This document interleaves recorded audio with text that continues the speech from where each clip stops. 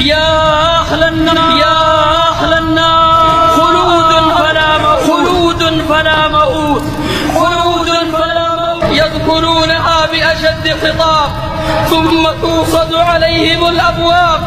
نار الله الموقدة التي تطلع على الأفئدة إنها عليهم مؤصدة في عمد ممددة وهم فيها مقيدون مكبلون مسلسلون إذ الأغلال في أعناقهم والسلاسل يسحبون في الحميم ثم في النار يسجرون وفوق ذلك يضربون ويهانون ولهم مقامع من حديد كلما أرادوا أن يخرجوا منها من غم أعيدوا فيها وذوقوا عذاب الحريق.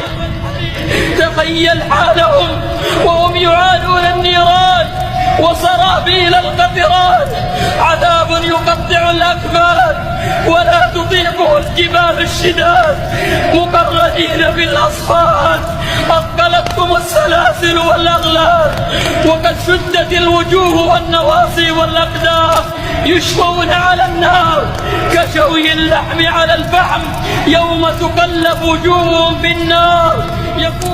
يوم تقلب وجوههم في النار يوم تقلب وجوههم في النار